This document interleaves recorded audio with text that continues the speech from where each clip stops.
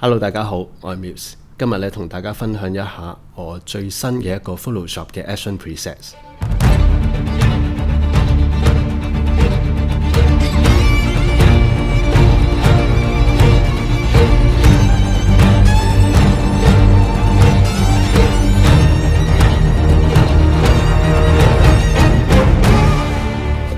對上一次我自己去做呢個 Photoshop 嘅 Action Presets 咧，應該就係2019年。咁再一個 update 嘅版本呢，都係2021年嘅年頭嘅時候啦。咁所以呢，都相隔咗好一段時間，我冇去 update。由於過去嘅2年裏邊啦，好多同學上堂嘅時候呢，我都分享好多唔同嘅 Photoshop 嘅修圖方法啦，一啲唔同嘅工具嘅配搭啦，一啲技巧啦。咁我知道短短2日上堂呢，同學係都會吸收得到部分嘅內容嘅，咁但係喺翻去再修圖實踐嘅時候呢，當然會有一啲步驟會唔記得啦，可能會有一啲工具亦都遺忘咗啦，更加可能呢就係一啲工具嘅配搭嘅時候呢，可能就係忘記咗可能1-2個 steps。咁可能喺呢一啲嘅情況之下呢，我 online 嘅課程基本上係可以幫到大家嘅，就係可以再提醒大家點樣用啦。咁但係再實踐起嚟嘅時候呢，我發現其實我諗我都係時候再做一個再好啲嘅一個 Action Preset 去幫到大家。一個 Action Preset 其實係一啲好簡單嘅一個執行嘅一個指令嚟嘅啫，佢就記錄咗我點樣去設定我嘅工具。咁所以咧，好似係一個錄影機咁樣，去錄低咗我平時嗰個設定。咁而你執相嘅時候，只係要好似撳 playback 咁樣撳翻，佢就會一路運作我之前嘅設定。咁所以呢啲設定呢喺翻晒度嘅，你係可以修改，你可以修正嘅。咁所以呢，就講緊呢一樣嘢呢，係可以幫助到大家呢去繼續學習 Photoshop， 亦都可以填補到大家可能遺忘咗啦，又或者係諗唔到嘅一啲配搭。因為好多時工具呢都可能有幾個去配搭而達成個結果嘅。OK， 咁當大家下載咗呢一個 Action Preset 嘅 zip file 之後呢，開咗之後你會見到一個 ATN 嘅檔案嘅。首先大家喺 Photoshop 裏邊呢，可以喺 Window 啦，下邊就會揾到一個 Action 噶啦。OK， 咁開咗之後呢，可以將佢擺喺呢一個位置嗰度呢，就好似一個 playback 嘅一個掣咁樣，撳咗落去呢，你會見到 action。咁入邊呢冇嘢嘅，有機會喺你個 Photoshop 入邊呢已經 default 咗有少少嘢喺度啦，咁冇所謂嘅。點樣可以去將我嗰個 action 加入去你哋個 Photoshop 裏邊呢？其實好簡單嘅啫，你可以喺呢一度，跟住下邊揀 Load Action。呢一個2023嘅版本啦 ，ATN 嘅 extension 嘅，跟住撳 Open 就可以噶啦。咁你會見到呢有一大堆嘅即係一大堆嘅嘢喺呢一度啊，好似好複雜咁樣。其實係唔需要理佢嘅。呢一堆嘢呢，其實就係我預先已經錄影咗嘅一啲設定嚟嘅啫。咁你唔需要理佢嘅。我呢一度呢就開咗一張相，呢一張呢係我喺2020年嘅1月喺摩洛哥影嘅相嚟嘅。咁呢張係一張原相嚟嘅，係 RAW 檔，大家會見到係 ARW 啦，係呢一個 Sony 嘅相機嘅 RAW 檔嚟嘅。OK， 咁開咗出嚟之後，我喺呢一度是但揀一個，例如我係 Color Tone 呢一度啊，呢個 Teal and Orange， 我就咁撳呢係冇反應嘅。下邊呢會有一個 playback 嘅掣喺呢一度，撳一撳，好快喺右邊呢一個 layer 呢一度呢就會出現咗一個 folder Teal and Orange。其實呢一個呢就已經係我設定咗嘅一個 preset 嚟㗎啦。咁所以你見呢個畫面呢，自動已經好似做咗一個 color grading 矯咗色咁樣。呢一個並唔係話final 嚟嘅，呢一個只不過係一個基本嘅設定。呢個設定呢，俾咗你之後，你係可以進行修改。咁當然啦，如果你就咁望落去，你覺得都已經理想嘅，你就可以 save 咗佢啦。咁如果唔係嘅話呢，喺呢一個 opacity 嗰度呢，透明度你係可以減 percentage 啦，令到佢可以叫做減翻淡少少個 effect 效果嘅。咁例如我開翻100%，咁你亦都可以喺呢一個箭嘴嗰度咧打開呢個 folder。個 folder 入邊呢，其實你會見到我就用咗2個工具去做呢個 effect 出嚟嘅啫，好簡單。咁亦都可以喺呢個 curve 嗰度，亦都去自己作出一啲再進一步嘅修正。咁當然啦，你認識點樣去設定嘅話，你就可以自行修正我嘅 preset。如果唔係呢，一般嚟講，你可以純粹就咁去用我呢個 default 啦 ，teal and orange 嘅 folder， 純粹 opacity 加減。好啦，要下下去咁樣撳呢一個 playback 掣呢，好似都有啲麻煩。所以呢，一般嚟講，我哋可以喺呢一個位置隔離有一個叫做 button mode。撳咗之後，你會發現，咦，清晰好多喎！我所有嘅 preset 呢，就喺晒呢度裏邊啦，亦都分咗唔同嘅 group 喺裏邊嘅。咁我就用咗唔同嘅顏色去顯示啦。例如最頂嘅部分呢，係一啲 skin tone 嘅。例如果你個主角嘅面部嘅皮膚嘅顏色，可能你想佢偏深啲嘅，可能偏紅啲嘅，偏黃啲嘅，或者係淺色啲嘅，我都可以經過呢一個 effect 咧去修正嘅。咁而中間橙色呢個大大嘅部分呢一度呢，其實全部都係修正皮膚嘅一個設定嚟嘅。我已經將我平時最常用嘅一啲方法呢，全部錄影晒喺呢一度。咁所以呢，大家去進行執相嘅時候呢，係非常之方便嘅。咁至於綠色、藍色同埋紫色嘅呢個部分呢，全部都係 color grading 嚟嘅。再去到最下面紅色嘅部分呢，就係一啲 luminosity mask， 尤其是有一個9個鬆嘅鬆 system 喺裏邊。我稍後呢，再同大家示範一下。例如有一個 amber sunset 啦，我就純粹撳一下，就唔需要再撳另一個 playback 掣噶啦，直接喺呢一個 button 撳一下，佢就已經可以 run 咗個 effect 出嚟噶啦。咁亦都係可以重疊嘅。喺我以前嘅 action preset 呢，一般嚟講我就冇預計啲人係即係當掣咁樣撳。咁所以呢，當你去重複撳多幾次嘅時候呢，就可能會有啲筆啦，就係可能有啲 layer folder 可能會有啲混亂咗。咁我喺2023呢個版本呢，就重新去再整過啲 effect 呢，啲色調嘅 color tone 呢，我都係全部重新再調整過嘅。因為其實喺我自己係咁多年裏邊呢，我自己調色呢，喺每隔幾年呢，我都會有所改變。咁所以咧，呢個2023版本呢，所有嘅調色呢，都係我全部重新去再做過嘅。OK， 咁亦都係可以再重複再撳，咁你會發覺2個 folder 就會出現啦。咁你亦都係可以 combine 其他嘅一啲 effect 落去嘅。咁當然啦，你越重疊越多，就越嚟越重手啦嚇。咁你亦都可以喺其中一啲 folder 嗰度呢，再 percentage 加減，甚至你可以再進入呢一個 folder 裏邊去再作出每一個工具嘅一啲修正嘅。可以試下 Fine Art Dark Grade。好多時咧，喺我自己唔同類型、唔同 style 嘅作品裏邊呢，我啲矯色方法都有些少嘅唔同，多數都會係一啲顏色嘅加減啦、saturation 啦、luminosity 啦，其實一定係呢幾樣嘢噶啦。咁所以呢，喺我呢一度提供到俾大家嘅呢，基本上都涵蓋咗我大部分嘅一啲設定。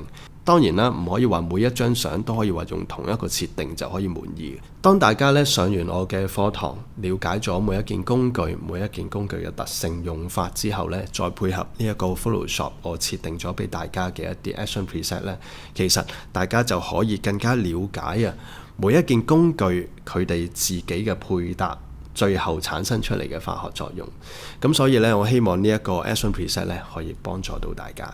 喺紫色嘅部分呢，我就係幫大家加入咗一啲 HDR 嘅一啲效果落去。咁所以呢，唔係所有照片都適合嘅，尤其是人像嘅照片呢，未必適合嘅。可能會適合一啲有風景嘅照片啦，可能適合有一啲比較多色彩 contrast 嘅地方啦。咁所以呢，呢個大家都需要自己試驗一下、測試一下啦。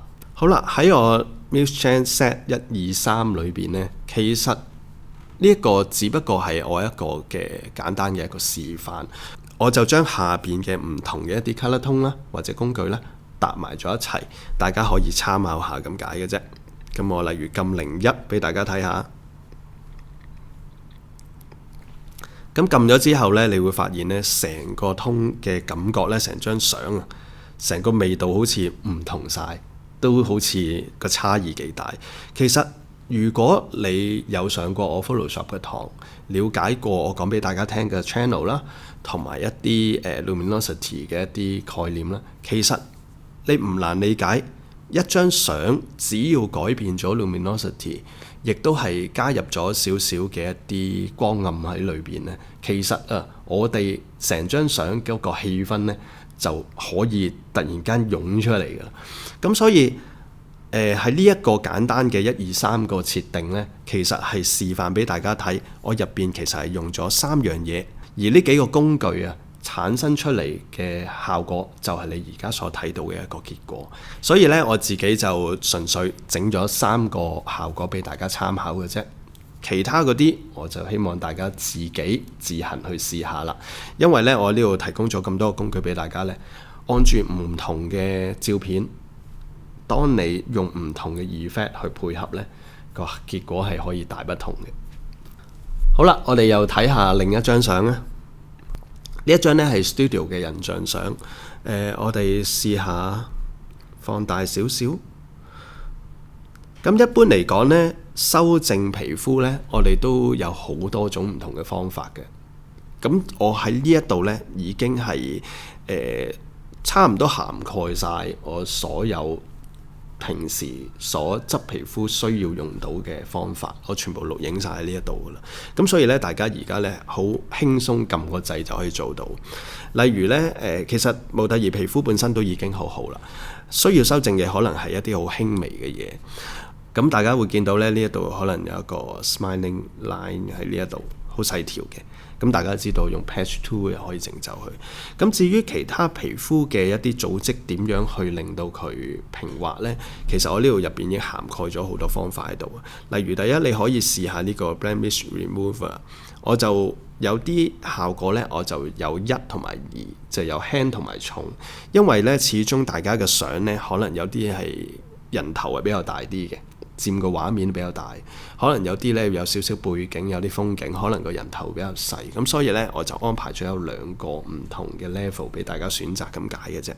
例如我而家用一個1，咁撳咗落去呢，你會見到呢一度呢可能會有一個 mask 遮住咗，所以呢，撳咗之後你睇唔到結果嘅。點樣可以睇到結果呢？你攞翻個 brush， 咁我喺呢一度呢就校60% 啦，咁個 brush 呢，自己嗰個大細自己校翻啦。OK， 咁我試下喺呢一度呢 fill 翻一個白色啊，好緊要嘅。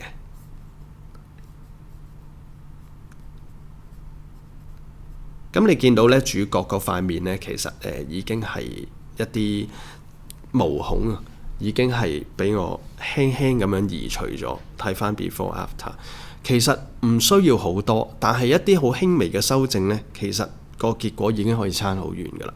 咁當然啦，你見到橙色呢個部分呢，都有1、2、3、4、5、6、7、8、9、10、11、12、13、14、15、16，都有成16個方法，即係16個工具喺呢一度啊。其實每一次人物嘅修圖呢，我都最少用3、4個嘅。而每一次都需要慢慢去修正嘅。咁當然啦，我而家錄影咗俾大家嘅係可以做一個比較簡單快捷嘅方法，係可以即刻又做到唔錯嘅結果。咁當然啦，細心去修正呢，呢一個始終都係需要一啲時間嘅。OK， 例如你已經做咗呢一個，我試下再做一個 smooth skin 啊，一樣同一個方法。咁頭先咧，除咗一啲少少嘅一啲毛孔之外咧，你會見到而家咧係直情皮膚嘅底層咧都畫咗好多嘅。我哋睇翻成張相嘅 before after， 係咪好快好簡單？可以咁講，有啲人咧唔需要去增值自己，純粹去用呢一啲 action preset。呢啲坦白講都係一啲我自己嘅一啲咁多年嘅一啲心得啦、經驗啦，係我自己嘅一啲技巧錄影晒落去啦。咁但係其實我最終希望嘅係大家可以自己生產，自己去按住自己嗰張圖嘅需要而去設定出嚟。咁但係當然我肯定大家係唔會話短時間內之下可以做得到。咁所以我先錄影呢一個俾大家去做一個參考啦，同埋喺一個運作上邊呢，做得更加快，令到大家覺得修圖係比較有趣。但係再進一步嘅就係其他嘅 color grading 啊，或者其他嘅嘢呢，大家其實都可以再進一步自己去調整嘅。例如我呢一啲嘅修皮膚嘅工具呢，其實我下低嘅一啲設定 folder 裏邊嘅嘢呢，你亦都可以簡單去按住自己需要呢，喺個 opacity 嘅 percentage 呢，自己加減去做出一個你哋自己認為更加理想嘅結果出嚟。例如呢，我而家已經執咗呢一個皮膚啦嚇，跟住呢，我試下喺呢一度加個 Amber Sunset 落去，咁你會發現呢個效果又唔同咗，係嘛？再喺上邊，如果我再加啲嘢落去呢，再加呢個 Milky Blue 落去呢，個氣氛感覺又唔同咗。我試下 zoom out 少少。咁當然啦，我係唔建議大家係咁不停咁加落去，因為越加就越重，越加就越重㗎啦啲嘢。所以咧，你要適當咁樣喺呢一個 opacity 度自己加減啦。同埋大家如果純粹玩下嘅，其實我覺得唔同嘅配搭，大家都可以隨便試一試嘅。咁再進一步咧，同大家簡單試下一啲簡單嘅風景相。其實每一張相影嘅曝光唔一樣，主題唔一樣，色調唔一樣，其實用 Action Preset 個結果都可以完全感覺唔一樣嘅。所以如果你呢一張相試咗唔得，其實唔代表個 Action Preset 可能唔得，你可以試下一啲唔同題材。所以咧，其實每一個 preset 咧，你都應該要試下我哋用唔同嘅方法影啦，用唔同嘅主題啦，唔同光線啦，其實個結果都可以大不同嘅。咁例如好似呢一張相咁樣啦，呢一張係一張原相，我哋又試下一啲唔同嘅 effect 睇下。例如又係呢一個 teal and orange 啦，我哋又試下呢個 milky blue 啦，我哋又試下呢個 fine art dark grey。我哋淨係純粹呢幾種唔同嘅preset 咧，我哋其實感受呢一張相嘅氣氛咧，都可以係完全唔一樣嘅。可能大家會中意呢一個，但係又嫌呢一個色調又爭咗啲，咁咪加多個 teal and orange 睇下咯。如果呢個唔好嘅，撳一下 delete 就冇咗啦。我哋加多個 amber sunset，又睇下個感覺又點樣。所以呢，更多嘅可能性係可以喺你自己嘅作品裏邊咧去產生出嚟嘅。例如呢一個 amber sunset， 如果你覺得呢一個感覺好似又多咗啲顏色，我淨係想加少少啫，咁可以喺呢個 opacity 咧再減多啲。如果你覺得唔夠呢，唔怕嘅，你可以加到100%。咁所以呢，好多嘢都係可以 flexible 去改變轉變嘅，睇下大家自己喜歡嘅效果係點嘅樣嘅啫。跟住去到呢一張相呢，我哋可以睇下下邊呢個鬆到底係有啲咩作用嘅。我哋試下喺鬆5嗰度撳一下。一般嚟講呢，鬆5都會係一個mid tone 嘅位置咁樣啦。每一張相嘅 mid tone 位置都唔一樣，睇你張相曝光而設定嘅嚇。有啲譬如 low key 嘅同 high key 嘅個結果亦都唔一樣，睇主題亦都唔一樣。OK。好啦，咁所以呢，每一次揀咗呢個鬆呢，我都會用一個顏色去顯示呢個鬆到底喺邊一度。例如如果鬆5唔啱你嘅話呢，試下再揀個，例如鬆1、2、3，我哋試下揀3個位置。3個位置呢，就係呢一啲嘅泥土啊，佔大部分喺呢一邊。如果你話想再暗啲嗰個部分呢，再暗啲一啲泥嘅部分呢，可能係2咯，係嘛？你會見到呢一度選擇咗。OK， 如果呢一個選擇嘅鬆呢個範圍係啱你嘅話呢， OK， 咁呢個橙色嘅部分呢，你可以熄咗佢。咁而上高呢一個呢，就係俾你攞嚟調整噶啦。OK， 咁你可以先揀呢一邊啦。咁我 double click 佢係一個 curve 嚟嘅。咁我向上調。你會發覺呢，向上向下我都可以微調到呢一個鬆裏邊嘅嘢嘅。咁例如我咁樣拉啦，咁我就可以局部呢將呢個鬆入邊嘅內容呢去推返光暗。咁你調整咗之後呢，亦都加咗一個 mask 俾你嘅。如果你覺得成張相入邊係需要局部嘅地方去修正嘅啫，咁你當然可以將呢個 mask 變返黑色啦，再攞一個 brush， 淨係局部攞返呢一個部分出嚟。呢一度呢，就係我分別咗9個松去俾大家做一啲唔同嘅設定嘅。OK， 咁點解冇第10個松呢？第10個松基本上係一啲全白嘅位嚟嘅，基本上係冇嘢可以再執到噶啦。咁所以呢，就係1至9裏邊。OK， 咁跟住呢，就係一個比較誇張嘅 luminosity mask。luminosity mask 呢，我撳咗落去之後呢，大家會見到啊，呢度有一個 control 嘅。個 control 咧就係俾大家喺呢一度拉，你會睇到咧有一個比較幾極端，亦都好誇張嘅一個可能性俾大家去考慮下。因為有時喺創作性嘅作品裏邊呢，其實有好多可能性可以喺裏邊嘅，所以我覺得呢個 luminosity mask 咧係可以有一個幾突破嘅一個創作性喺裏邊嘅。尤其是如果你嘅作品裏邊牽涉到好多背景啦、風景啦喺裏邊呢，我覺得呢一個應該會帶到俾大家嘅一啲驚喜嘅。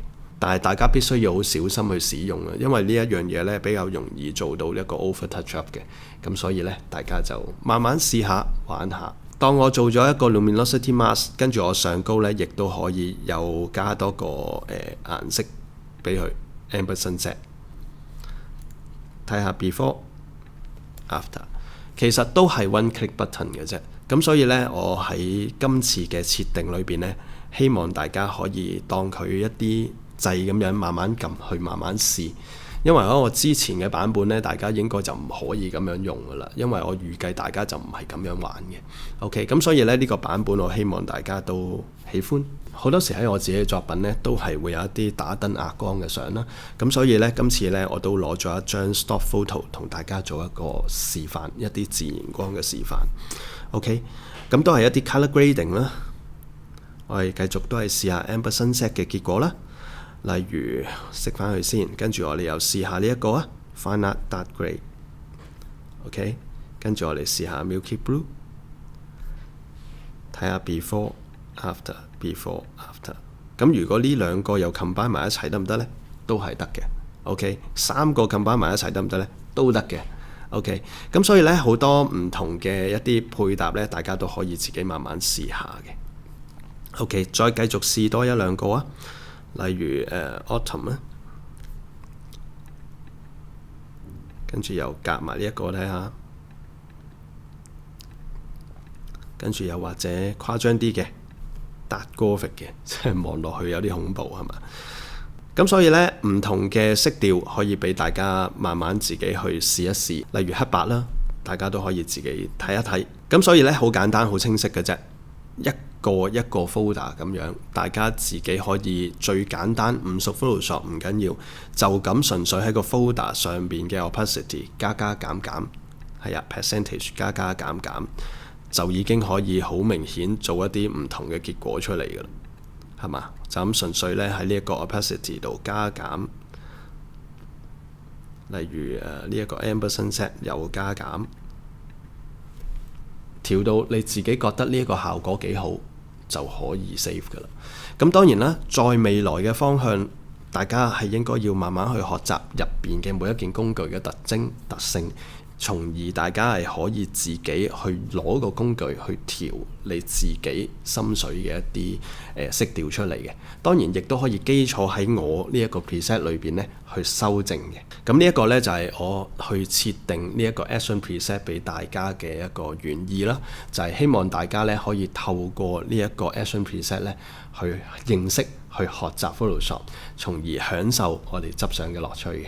最後呢一張示範嘅相呢，就係我舊年嘅一個工作坊喺戶外嘅教學嘅一個示範嘅相嚟嘅啫。OK， 咁呢張相當然就打咗閃光燈啦。由於現場嘅色溫呢，同我哋打咗燈之後呢，都有一個差異喺度。咁所以其實呢，所有呢啲相翻到嚟，我都係需要再去作出一啲微調嘅。OK， 例如比較有趣啲嘅、好玩啲嘅，咁我亦都係錄咗一個channel B， 就 LAB 嘅 channel 裏邊，大家撳一下，大家會睇到呢，攞咗一個 luminosity 嘅效果出嚟呢，係一個好極端嘅一個效果嚟嘅。啲植物好似發咗光咁。咁你當然啦，嫌佢勁得滯嘅話，可以 mask 佢啦，亦都可以 opacity 去加減佢啦。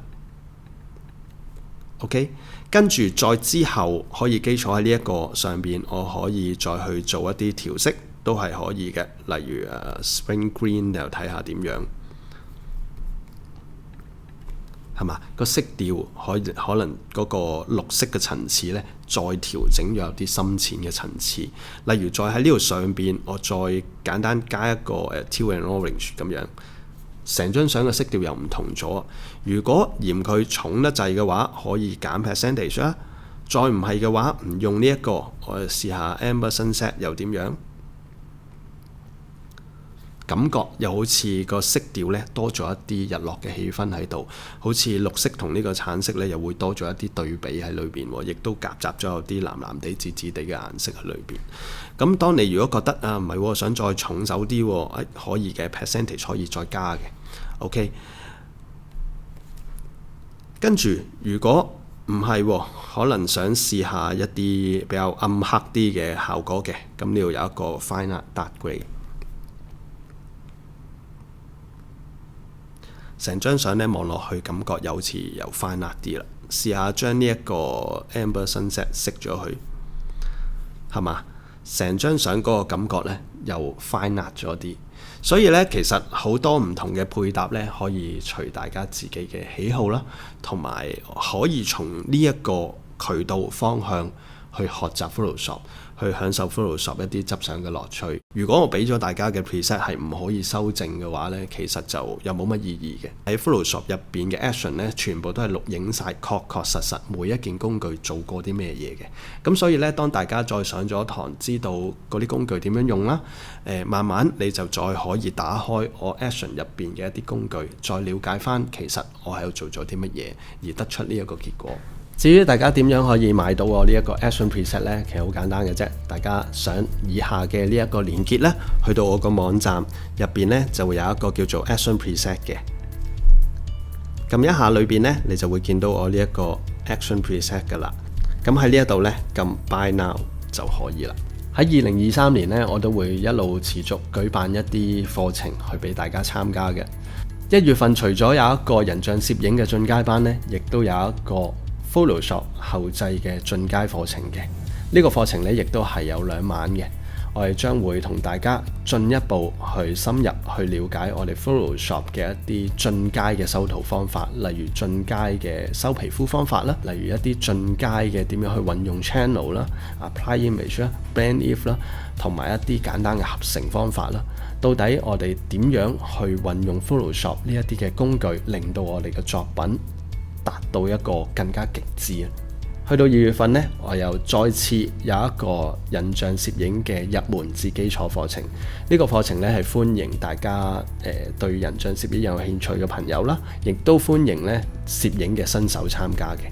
咁喺呢個課程裏邊呢，我將會同大家分享人像攝影嘅一啲入門基礎，可以講涵蓋到一個入門嘅基礎內容之外呢，亦都牽涉到一啲進階嘅燈光拍攝內容嘅。我哋會運用小閃燈啦，亦都會運用一啲簡單嘅方法而達成我哋一啲理想嘅人像攝影結果嘅。好耐咧都冇試過一個純粹戶外嘅人像攝影班啦。喺3月份呢，我就安排咗一個燈光人像攝影喺戶外上課嘅一個課程，當然亦都涵蓋咗一日係喺室內我哋上一個 Photoshop 嘅堂嘅。點解要加入一個 Photoshop 嘅堂呢？其實好多時如果我日頭同大家喺戶外影咗相，我覺得大家未必知道我哋喺戶外咁樣影、咁樣曝光、咁樣打燈，點樣配合後製會有更加 dramatic 嘅一個結果。咁所以呢，我就特登加入多一堂呢，係一個後製嘅部分呢，去同大家一齊執翻喺戶外影嗰一日嗰啲相嘅。喺優越課程方面呢，我亦都係喺3月份安排咗有一個進階嘅拍攝啦，同埋一個後製嘅一個課程嘅。咁呢一個呢，牽涉到 Photoshop Manipulation， 就係我平時一啲個人嘅一啲創作個主題呢，就係人魚 The Mermaid 啦。呢個課程裏邊咧涵蓋咗3日時間嘅。第一日我哋就一齊喺室內 studio 嗰度咧有模特兒拍攝啦。咁喺第一日拍攝裏邊咧，我會同大家分享啦。如果我哋真係需要做後製 manipulation 嘅時候呢，我哋前期拍攝嘅時候，我哋有啲咩需要注意嘅地方，同我哋平時一般 studio 拍攝有啲咩分別？去到後製嘅部分呢，亦都係安排咗有2晚嘅時間嘅。咁我知道呢 manipulation 呢並唔係一朝一夕一講大家即刻做得到嘅。咁所以呢，後製呢亦都係分咗2晚嘅時間，希望同大家呢可以一齊創作一張人魚嘅作品。嚟緊嘅時間呢，我將會繼續不斷去構思到底有啲乜嘢嘅課程可以適合大家，希望大家呢都一齊享受攝影嘅樂趣。我哋喺工作坊再見。